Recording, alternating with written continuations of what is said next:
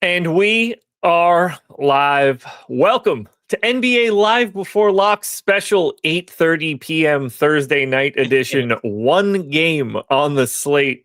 We get to watch the Suns play some basketball. We get to watch the Clippers play some basketball. Some of those Clippers won't be playing basketball. However, no James Harden, no Kawhi Leonard. But we do have Josh Engleman. That's me. Oh, I'm normally the top. Greg Ehrenberg, he's here as well. He's up there. Hit the like button, subscribe to the channel, hit the notification bell so you know when everything goes live. Nice. We're back to the proper world where I'm the top. Yeah, I mixed it up to make sure you feel more comfortable, because it is in some sense I'm kind of welcoming you into my home, because usually you're on the deep dive, I'm on live before lock, so you're kind of the guest on these parts. So switched it up here, put you on the top so I could take my natural position of being a bottom. But this slate here is a couple of things. First off, Dupe City, there's going to be a crazy amount of dupes. It's actually going to be kind of interesting to see the amount of dupes that we have in the Sims. I'll actually filter by that right now so you guys can look at it. But you mentioned no Kawhi, no James Harden. So salaries of no concern. So they can play whoever the hell you want on this slate.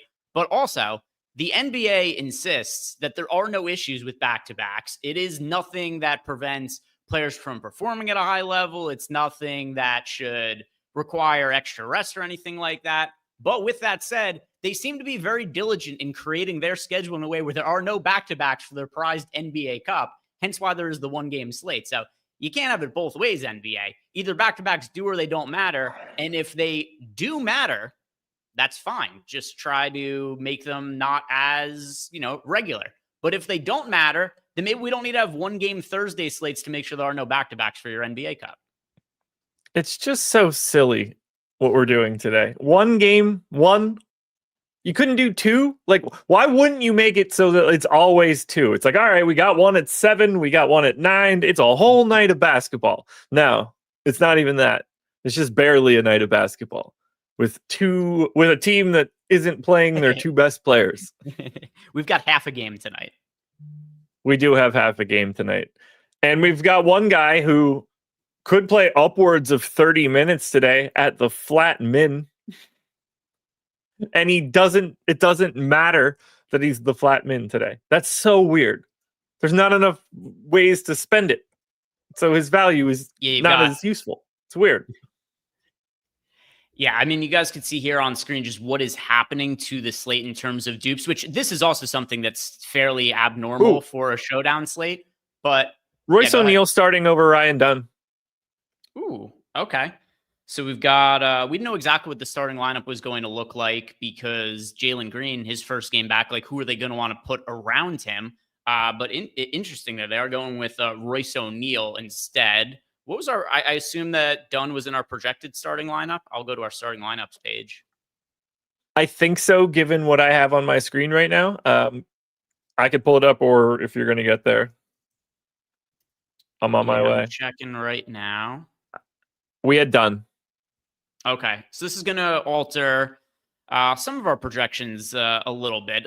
Exactly what we needed. I thought I was that was the one thing I thought that was nice about a one-game slate, is at least my lineups would be set before the show started and I wouldn't have to change anything.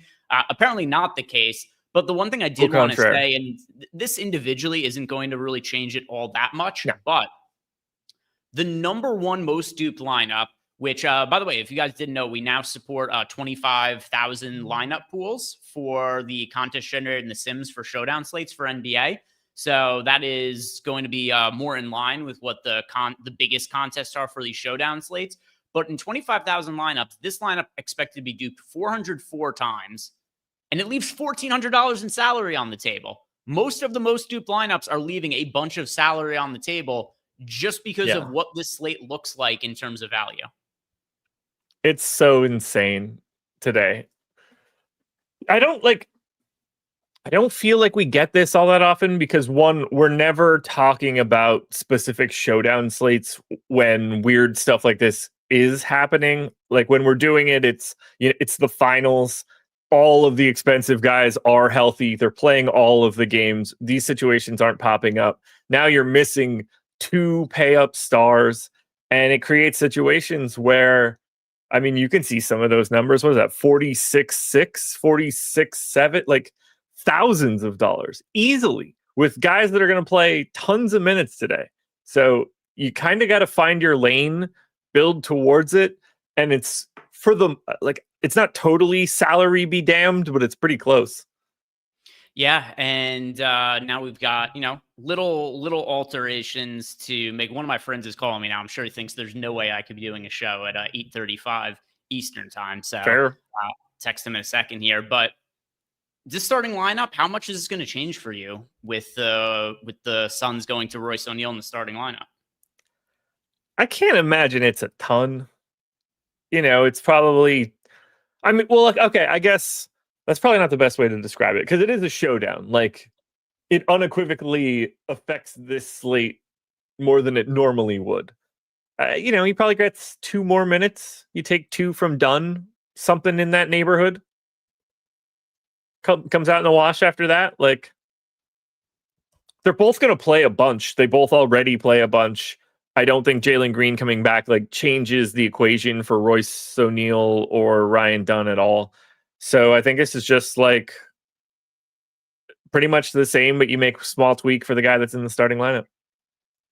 Yeah, and one thing that is kind of interesting looking through the exposure I already had more exposure to Royce O'Neal than I had to Ryan Dunn. Let's see what we're getting in the Sims without having any adjustments made here. Yeah, we had 41% of Royce O'Neal and 31% of Ryan Dunn. So same. Our Sims, we were already getting to more of Royce O'Neal. Now, here's what I think is kind of interesting is, are we going to end up getting to, assuming that the ownership changes in a way where Royce O'Neal becomes much more popular than Ryan Dunn, is this going to make it so that we get to less of Royce O'Neal, more of Dunn, just because of the ownership change? It does tend to work like that in these situations where they just kind of flip themselves in the opposite way of the way that they're moving. I wouldn't be surprised by that at all. Because I mean, when push comes to shove right now, most of the slate are marginal plays that all look the same, save for a little bit at the top. Mm-hmm. The rest of it is all bunched together. It's fun. It's kind of weird. You can pick what you like the most tonight and test your mettle with it. The one thing you guys should not do, in all likelihood, and our projections just updated, by the way, we've got Royce O'Neal in for 31 minutes now, and we've got Ryan Dunn in for 26.5 minutes. So let's see. Our projection on Royce O'Neal is now 24.83. And before this, so Royce O'Neal gained about 1.5 in terms of his projection. And then Ryan Dunn was at 21.86 before. And now he is sitting at 20. Okay, so pretty comparable. 1.5 more in terms of fantasy point projection for Royce O'Neal, 1.5 less for Ryan Dunn. Makes sense. Okay, yeah, that sounds about right. And that, that'll be 10% of ownership and optimal, probably in either direction, something in that neighborhood. I assume we'll get ownership in a sec here, or did that already go? Let's see if we have the ownership, because once we do, I'm going to... No, it's already gone. Everything. Easy. Yeah, already pushed. Easy. I guess our shit runs really quick for when there's only 12 players on the slate that matter. Yeah, there's not 12 slates going on, 4 showdowns, 3 regular ones. Yeah, I guess that makes a little bit more sense. You click the button. And knowing how it works, you click the button and it does move pretty quickly. What do you like today?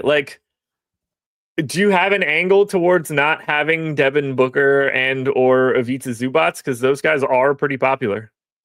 So the short answer is no, not really. I'm looking through my lineups. I have 95% in total of Devin Booker. I have a lot of not as much of Zubac as the field. I have Zubac in 76% of lineups. The field is playing Zubac in 90% of lineups in our projections right now. My main angle, you guys will see this here too, if we just go and sort by the top lineups here. Leave a bunch of salary on the table. That's something the field generally does not like doing. And I think the easiest way to get different tonight, Josh, it's not going to be getting away from Booker or Zubats overall, even though I said, all right, I got 76% of Zubats. Technically, that is less than the field, but it's still a lot of him. Is playing a couple of guys who are just different in the captain spot. And I think there are a couple of guys that make sense. If Booker or Zubats is not the highest scoring player, you've already got yourself on something pretty unique because they're combining for north of 70% captain ownership right now. So that's kind of where I like getting different right now. So I guess that breeds the question then. Who do you think is the most likely person to be the highest scorer on this slate if it's not one of those two guys? Because there aren't too many other dudes that have the capability of doing this without this game being like a real, we can't predict this gross fest of like a 40-point blowout. So a couple of guys who I ended up getting to stands to in the Sims, and one pretty equally, but one that really resonates with me, Mark Williams. His fantasy upside is massive, and he's projected for 5% ownership in the captain spot. He's not the best real life player. There's we had the whole situation. The Hornets wanted nothing to do with him. They traded him to the Lakers. The Lakers decided they didn't want him either after the trade was already done. They had some buyer's remorse. The trade gets undone. Now Mark Williams this year ends up with the Suns. There was just no tenable way that he was going to land back on the Hornets. Mark Williams, for all his faults on defense and as a real life player, is a hell of a fantasy producer. We've also seen his playing time go up a little bit, at least from where it started at the beginning of the season. If we're just talking about ceiling, not talking about projection or their odds of hitting that ceiling, Mark Williams' actual ceiling is as high as anybody on the slate. Sure, Devin Booker's is a little bit higher. Zubats is more likely to have a higher scoring game, but I don't think he has more fantasy upside than Mark Williams Zubats. I think John Collins is my answer, just as a guy that can shoot, rebounds can be there. Wouldn't be shocking if he got a couple blocks or something just because he's springy. He could be the guy that could have like a disproportionate day with no James Harden or no Kawhi Leonard around. But like, I do really think the list is pretty thin. Grayson Allen is always live to like hit a bunch of threes. Can he do enough elsewhere to beat Booker and Zoo? I don't know. But I do like that you have John Collins as the most after Booker and Zoo. I think he's the guy. I think that's the proper order. Yeah, it's those two for me. I did give a little bit of an ROI boost to Mark Williams. I'm sure that's something that if there are people in chat asking us questions, which we've got just one here from Captain Kelly we'll get to in a second. I figured people would ask us about ROI boost. That's my favorite guy to give an ROI boost to is Mark Williams. I like that. I mean, given where his ownership is right now, I don't think that's crazy at all. But gonna rerun everything. I don't think it's gonna change too much. But I am curious to run updates with the new ownership and whatnot, just to see what that does to my exposures to Chris Dunn and Royce O'Neal. Yeah, I'm gonna run something right now and see where we stand. Who wins this game? Because it's kind of a weird one. I mean, it's hard to not favor the Suns side of the game. It is very close. It's about a pick'em game. I don't know if you ran projections for the game. I didn't do it to figure out a spread for the game. I just didn't know what to make of this particular game here. But just considering that the Clippers are kind of semi-punting this game by holding out Kawhi and James Harden, it also makes me think that they're probably not super inclined to push their core guys to play a ton of minutes today. So in a game that's close to a pick, I'm going to lean towards the Suns as the home team who are not sitting their two best players. Yeah, I tend to agree. Although if it is going to be the Clippers, I do hope it's on the back of John Collins based on the way my exposures look right now. That would be plenty helpful. I'm not getting a ton of 1K Bogdan Bogdanovic, so surely he's going to be exceptional. And the winning lineup tonight is going to have a salary of like $36,000. It feels inevitable. Do you know? I'll know this in like 2 minutes. What lineup are you playing with the most salary left on the table? Oh, let me check. I just exported it just so I can get some dummy lineups in. Okay. Okay, let me look.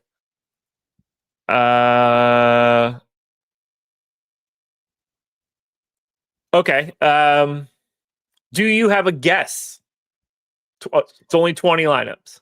Okay. I'm still gonna say $6,000 in salary left on the table. 44-4. Okay, I wasn't that far off. Yeah.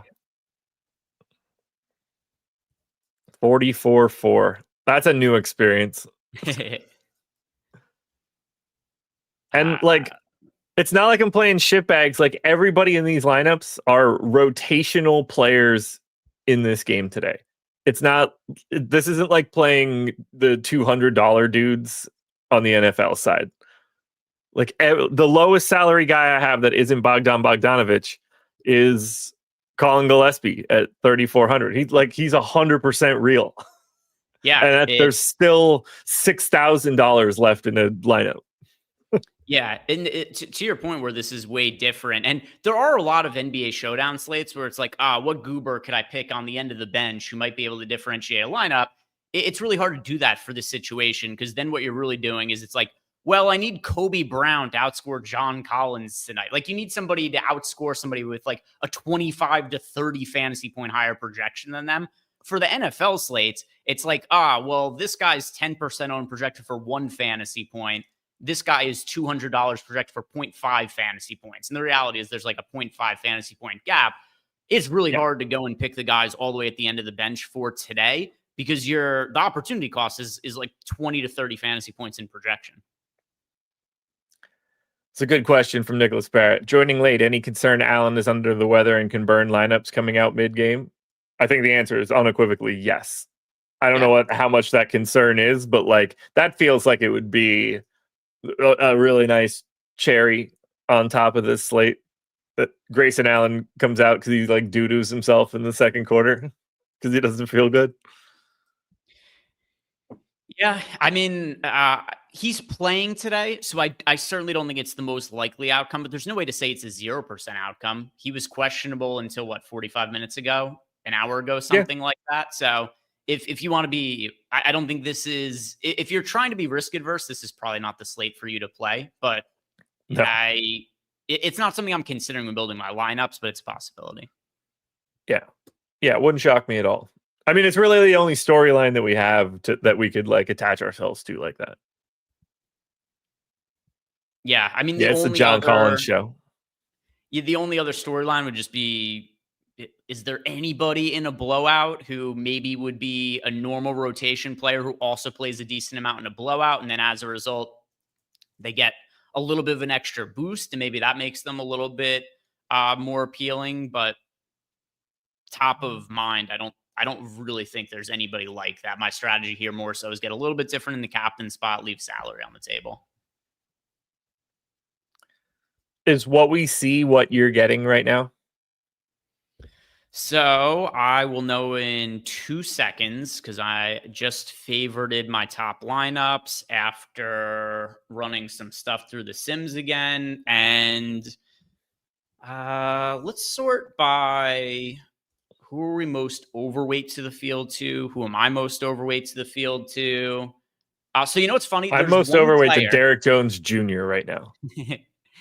There's one player I am very different than our Sims on, and it's somebody you and I were talking about just before the show. Chris Dunn. Chris Dunn, I'm quite a bit higher on. So am I. Obviously. I'm a big believer in Chris Dunn's assist prop today. So when he goes out there and has one, don't remember where you heard it. But when he has 5, it came from Josh. Yes, correct. If he goes over, I knew it. And if he goes under, I was JK. The best way to bet with data to make yourself always feel good about yourself is you maybe predetermine that you don't like the bet all that much, but the data told you to do it. And then at the end of the day, you either won the bet or it lose. It's like, I kind of knew this was going to be the outcome. And then you feel good about yourself no matter what. The best bets I've ever made are the ones when I bet on teams I hate. Because like, what was a good example? Like Gonzaga, I think it was Gonzaga Carolina NCAA tournament final. And like whatever side, like I was gonna win a bracket pool if one of them won, so I was betting the other side. But I was just like, really don't care as much about this bracket pool. Like, I'd rather just see North Carolina lose. So, like, it wasn't about the hedge, but like, there are situations where I'm happy to place bets on the team that I hate a lot to at least get something out of their happiness. For me, my best bets, I could understand that though. If I'm watching a game with my dad and he is vehemently rooting against me, I know that I've bet against the most public side possible. Like if I'm watching a golf tournament and I bet on Kalshi, Scotty Scheffler to not win a tournament, and my dad's like, we should watch golf. I really want Scotty Scheffler to win. I'm like, all right, I'm on the right side of this. Yeah, yeah, that's safe. I don't have any indicators like that in my life at this point, but there were times in my life where I had them like that. Got some questions from Discord too, and yeah, let's check it out. Jordan's in chat. Yeah, Jordan, I'll call you back right after this. That was my friend who called me at the top of the show. All right, so got a couple questions from Discord here, Josh. This first one is from Capanikella. He is driving to work. He wants us to look at, all right, our thoughts on this. Booker at captain, and then at flex, he's got Collins, Dunn, Jones, Zubats, Royce O'Neal. That's totally reasonable. Like there's nothing. Yeah. There's nothing absurd about that lineup. The only thing is any Booker captain. If you used all of the salary in that lineup and you have Booker at captain, a third of the field is going to have the same lineup as you.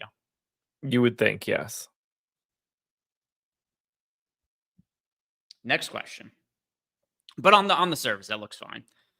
Travis WV, do you think the stone cold nuts is necessary to take down the lottery today? Yes.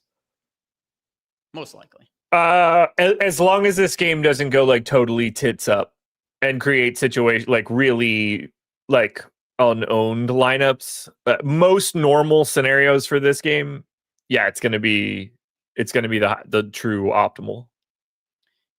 It's like that way for most NBA showdowns. For a lot of times, NFL won't be the case, but keep in mind too, NFL it's 52-man rosters for NFL. Like NBA, we're looking at two teams, running 10 or 11-man rotations, and of those rotations, guys at the end are almost certainly irrelevant. Then you get guys on the top end who almost certainly are relevant. There's just only so many realistic lineup combinations you could land on, and that's why for a slate like this, you get lineups that are expected to be north of 400 times. And if the actual highest projected by fantasy points lineup ends up winning, I'm not winning shit tonight because I'm not playing these lineups. I'm going to lose every cent I play in those scenarios. if it runs chalk heavy, deader than dead. Yeah. Couldn't be me winning. Here's the other part of this too. Before we had The Sims, Josh, and I would play Showdown for NBA on occasion. I played something. I certainly don't play Showdown every single night, but on the times I did, and I didn't have a good way to figure out dupes, and I was just kind of building lineups, setting some rules in Fantasy Cruncher a few years ago. So yes, it would have been like 4 or 5 years ago before we had The Sims. I had NBA Showdown slates I played in, came in first place, and lost money on the slate because I didn't have a good way to figure out dupes. So the moral there is we're talking about if any of these lineups win, we're not playing them, so we're not going to win. The real truth is even if you play them and they win, if you're playing any decent amount of lineups on slate, you're not going to win either. So I do whatever I can to not play those lineups. I agree. Yeah, I'm not going to have much of anything from a dupe perspective. I've rerun lineups and I'm leaving more salary than the 6K that we talked about before. This is my new favorite way to describe a player with a low ceiling and a low floor as well. Brian Hayes says Beal is on a fantasy points restriction tonight. I dig it. I don't want to say it out loud because the moment you say it out loud, Bradley Beal plays 30 minutes tonight. I don't have any. Oh, I've one out of 150 Brad Beal captain lineups. He's fine in the flex, but I agree. His ceiling. I certainly don't trust him to not do that. I don't think it's likely. What's the lineup with the 404 dupes? Did you read that off before? Booker, Bogey, Allen. Yeah. I just realized it'd be really funny if it was Captain Akella's lineup that he just sent us in Discord Oh, because it was because it was a Booker captain, but it's Booker, Bogdanovich, Grayson Allen, Ivica Zubac, John Collins, Mark Williams. Leaves $1,400 in salary on the table. We're projecting that to be duped 400 times in this contest set. just 400 duplications. Nothing too crazy. And I honestly wouldn't be surprised if that was a significantly higher number.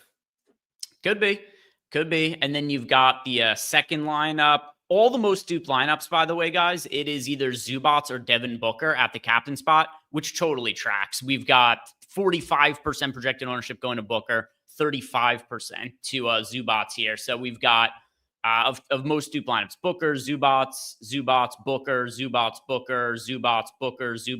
Booker. I think you'd have to scroll really far down before you find a captain who's not one of the. Oh, here's actually a Mark Williams one.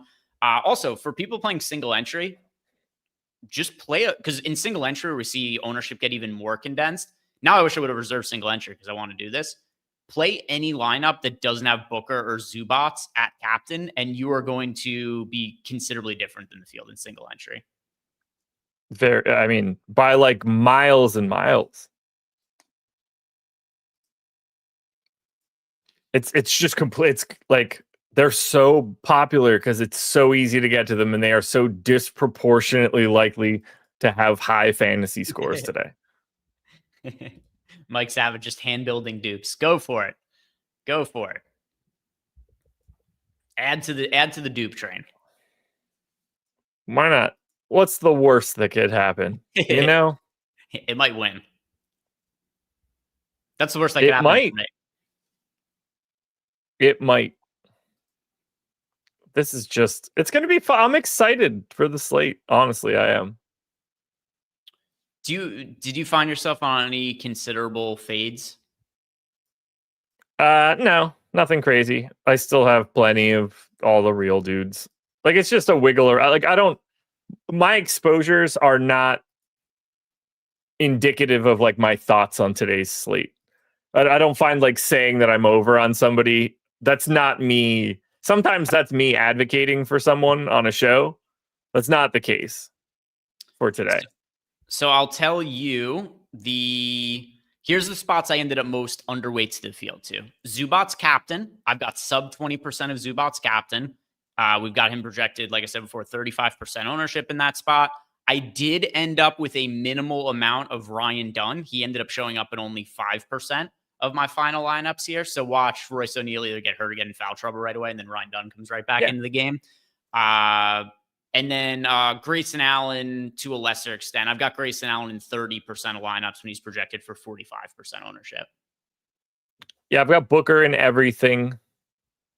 John Collins 60, Zoo 60, Derek Jones 55, Royce O'Neal 50. I mean, all of these names stink. I mean, I'm pretty massively fading Bogdanovich. I've got what did I have? I'm under on Bogdanovich too. It's funny. He should be higher owned, except he's not, just because you could use whatever salary you want. I do wonder, just because of the way salary bands work and how people like to use more of the salary, this very rarely happens. Bogdanovich might be more popular if he was $4,000 on the slate than if he was 1,000 and all else was the same. Yeah, because it would just fill the lineup better. I think that's true. I've 19% of Bogdanovich, so I'm also underweight to the field to him, like you are. But yeah, he probably would show up in more of the field's lineups. He was a couple $1,000s more expensive, and then lineups with him didn't leave as much salary on the table. Well, it doesn't matter now. His ownership is his ownership because we are locked.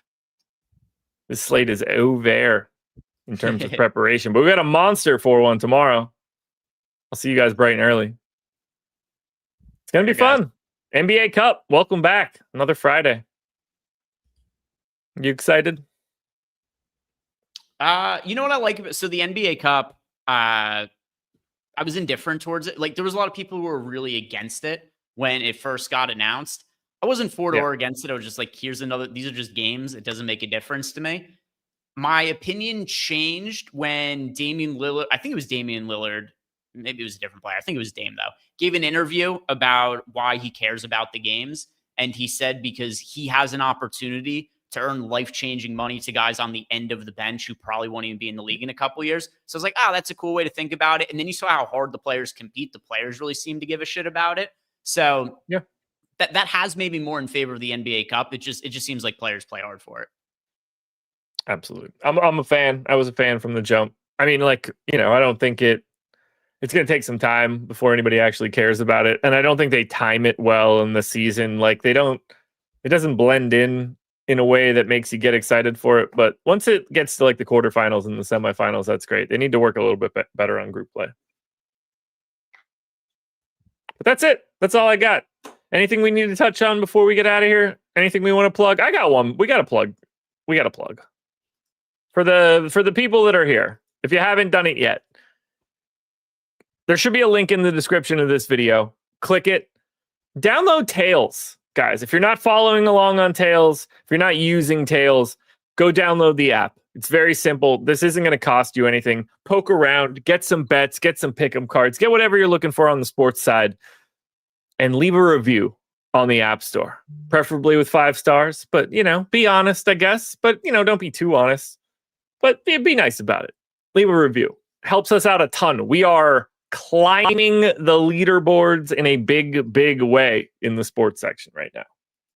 So follow me over there. Follow Josh. Follow Eric. Yes. Follow Lofty. Follow all of us over there. It's free to download the app. And then also, like Josh said, if you're enjoying the experience, you guys don't even realize it, but leaving a 5-star review, writing a couple of sentences, it does play a massive role in terms of that app being something that could take off and the ability for us to do more free content, build the app out into more things. So if you guys could take 2 minutes of your time to leave a 5-star review, to write a couple of sentences, it really does help support our content and it costs you absolutely nothing. So if you could do that, we appreciate it.